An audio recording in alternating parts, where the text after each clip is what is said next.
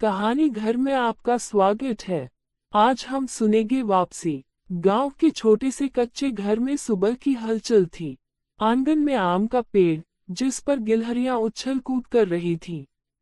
मटके से ताजा पानी निकालकर अम्मा तुलसी को सींच रही थी और दरवाजे पर बैठे बाबूजी रामनारायण अखबार पढ़ रहे थे।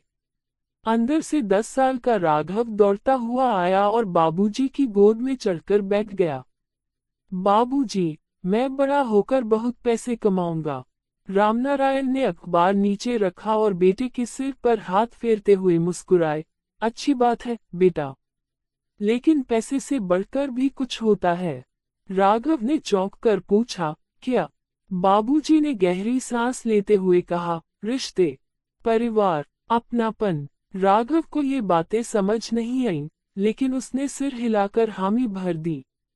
रामनारायण गांव के एक सरकारी स्कूल में गुरुजी थे। उनका सपना था कि राघव पढ़ लिखकर बड़ा आदमी बने। राघव स्कूल में सबसे तेज था। बाबूजी जब भी स्कूल से लौटते तो उसे पढ़ाने बैठ जाते। बिजली नहीं थी तो लालटेन की रोशनी में पढ़ाई होती थी। एक दिन गांव के स्कूल में टीचर ने सवाल पूछा, बड़े होकर क्या बनोगे? सभी बच्चों ने अलग अलग जवाब दिए। डॉक्टर, पुलिस वाला, किसान। लेकिन राघव ने कहा, मैं बड़ा आदमी बनूंगा जिससे बाबूजी को कभी भी तकलीफ न हो। बाबूजी पीछे से ये सुनकर मुस्कुरा उठे। राघव की मेहनत रंग लाई। हाई स्कूल के बाद उसने शहर के कॉलेज में दाखिला ले लिया। गांव छोड़ने से पहले बाबूजी उसे स्टेशन तक छोड़ने आए। राघव ट्रेन में बैठा और बाबूजी ने उसके सिर पर हाथ रखते हुए कहा, बेटा, सपनों की उड़ान भर, लेकिन अपनी जड़ों को मत भूलना। राघव ने हंसते हुए कहा, बिल्कुल नहीं बाबूजी। ट्रेन चली गई और बाबूजी वहीं खड़े देखते रहे जब तक ट्रेन आंखों से ओझल नहीं हो गई। राघव की ट्रेन जैसे ही शहर के स्टेशन पर रुकी, एक अजीब सी बेचैनी उसके दिल में थी। गांव से ये शहर कितना अलग है। ऊंची ऊंची इमारतें, तेज दौड़ती गाड़ियां, भीड़ से भरी सड़कें, ये सब कुछ उसके लिए नया था। गांव की मिट्टी और आम के पेड़ की ठंडी छांव अब बस याद बनकर रह गई थी। कॉलेज में दाखिला हो चुका था। पढ़ाई कठिन थी, लेकिन राघव मेहनत करने से पीछे नहीं हटता था। हर महीने बाबूजी की चिट्ठी आती थी, बेटा, पढ़ाई कैसी चल रही है? खाना ठीक से खाता है ना? यहाँ सब अच्छे हैं। राघव भी जवाब देता, लेकिन धीरे धीरे उसकी व्यस्तता बढ़ने लगी। कॉलेज खत्म होते ही राघव को एक बड़ी कंपनी में नौकरी मिल गई। वह दिन रात मेहनत करने लगा। बाबूजी का फोन आता, लेकिन अक्सर राघव कहता, बाबूजी, बाद में बात करता हूँ, अभी मीटिंग में हूँ। बाबूजी हंसते और कहते, अच्छा बेटा, काम जरूरी है, बाद में बात कर लेंगे। लेकिन यह बाद में कभी आता ही नहीं था। एक दिन ऑफिस में राघव की दराज में एक पुरानी चिट्ठी मिली। बेटा, बहुत दिनों से तेरी आवाज नहीं सुनी। अगर समय मिले तो आ जाना। राघव ने चिट्ठी पढ़ी और सोचा, जल्दी ही गांव जाऊंगा। लेकिन जल्दी कभी नहीं आया। राघव अपने ऑफिस की बड़ी सी खिड़की से शहर की चमकती हुई रोशनी देख रहा था। वो अब एक सफल आदमी बन चुका था, महंगी गाड़ी, बड़ा अपार्टमेंट और एक ऊंचे पद की नौकरी। लेकिन इस सफलता की दौड़ में वो किसी को पीछे छोड़ आया था, बाबूजी को। उसका फोन टेबल पर पड़ा था, स्क्रीन पर बाबूजी का नाम चमक रहा था। राघव ने फोन उठाया, लेकिन उसने कॉल कट कर दी। अभी मीटिंग है, बाद में बात कर लूंगा। उसने सोचा कि अगले हफ्ते कॉल कर लेगा, लेकिन किसी को नहीं पता था कि बाबूजी के पास अब बस कुछ ही दिन बचे थे। रात के करीब 11 बजे थे। राघव अपने लैपटॉप पर काम कर रहा था जब फोन फिर बजा। गांव से चाचा का कॉल था। राघव ने झुंझलाते हुए फोन उठाया, हाँ चाचा, इतनी रात को? चाचा की भारी आवाज आई, बेटा, बाबूजी अब नहीं रहे। राघव के कान सुन्न हो गए। क्या? आज शाम उनका दिल का दौरा पड़ा, अस्पताल ले जाने से पहले ही। चाचा आगे कुछ कह रहे थे, लेकिन राघव कुछ भी सुन नहीं पा रहा था। उसकी आंखों के सामने बाबूजी का चेहरा आ गया। बेटा, बहुत दिनों से तेरी आवाज नहीं सुनी, अगर समय मिले तो आ जाना। लेकिन अब समय ही नहीं बचा था। राघव अगले ही दिन फ्लाइट से गांव पहुंचा। जब वो घर के दरवाजे पर पहुंचा, तो उसे आंगन में वही पुरानी कुर्सी दिखी, जिस पर बाबूजी बैठा करते थे। लेकिन अब वो कुर्सी खाली थी, हमेशा के लिए। घर के अंदर बाबूजी की तस्वीर दीवार पर टंगी थी, जिस पर माला चढ़ी हुई थी।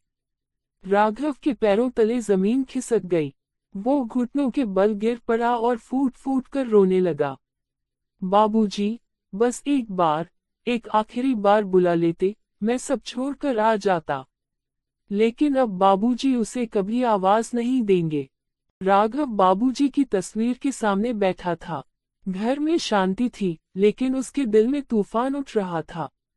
काश मैंने बाबूजी का फोन उठा लिया होता। काश मैं समय निकालकर गांव आ जाता। काश मैं उन्हें आखिरी बार गले लगा पाता। लेकिन अब हर काश सिर्फ एक अधूरी तमन्ना बनकर रह गया था। राघव ने चारों तरफ नजर घुमाई। हर चीज वैसी ही थी, जैसी उसने बचपन में छोड़ी थी, बस बाबूजी नहीं थे। उसने बाबूजी की पुरानी अलमारी खोली। अंदर राघव की बचपन की तस्वीरें, उसके स्कूल के इनाम, और सबसे ऊपर एक पुरानी डायरी रखी थी। उसने कांपते हाथों से डायरी खोली। पहले पन्ने पर लिखा था, राघव के लिए, जब वो बड़ा हो जाए। राघव की आंखें भर आईं। वह जल्दी जल्दी पन्ने पलटने लगा। आज राघव स्कूल में अव्वल आया। मेरा बेटा एक दिन बहुत बड़ा आदमी बनेगा।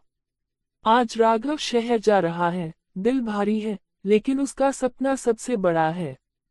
आज उसकी नौकरी लगी। उसने कहा, बाबूजी, अब आपको कोई तकलीफ नहीं होगी। सच कहूं तो तकलीफ सिर्फ दूरियों की है। राघव के हाथ कांपने लगे। डायरी का आखिरी पन्ना अधूरा था। अब आंखें कमजोर हो गई हैं, फोन पकड़ना मुश्किल हो गया है। अगर कभी समय मिले तो आ जाना। राघव ने डायरी सीने से लगा ली। बाबूजी, मुझसे बहुत बड़ी गलती हो गई। राघव सारी रात सो नहीं पाया। हर बीती बात, हर अनसुना किया हुआ फोन कॉल, हर टला हुआ वादा, सब उसकी आत्मा को झकझोर रहे थे। सुबह जब घर के आंगन में धूप फैली, तो उसने एक फैसला कर लिया। मैं बाबूजी का अधूरा सपना पूरा करूंगा। राघव ने फिर से बाबूजी की डायरी खोली। एक पन्ने पर लिखा था, अगर कभी राघव के पास समय हो, तो चाहता हूं कि वह गांव के बच्चों के लिए एक स्कूल बनाए। बहुत से गरीब बच्चे पढ़ नहीं पाते। अगर उनका भविष्य सुधर जाए, तो मेरी जिंदगी सफल मानी जाएगी। राघव की आंखों में आंसू आ गए। बाबूजी, मैंने आपको खो दिया, लेकिन अब आपका सपना खोने नहीं दूंगा। राघव ने अपनी नौकरी छोड़ दी। उसने अपनी सारी बचत और संपत्ति गांव में लगाने का फैसला किया। जल्द ही गांव में रामनारायण विद्या मंदिर नाम का एक स्कूल बनना शुरू हो गया। गांव के लोग चकित थे। वही राघव, जो एक बार शहर की चकाचौंध में खो गया था, अब अपने पिता के सपने को पूरा करने के लिए सब कुछ छोड़ चुका था। जब स्कूल बनकर तैयार हुआ, तो राघव ने बाबूजी की तस्वीर वहां सबसे ऊपर लगाई।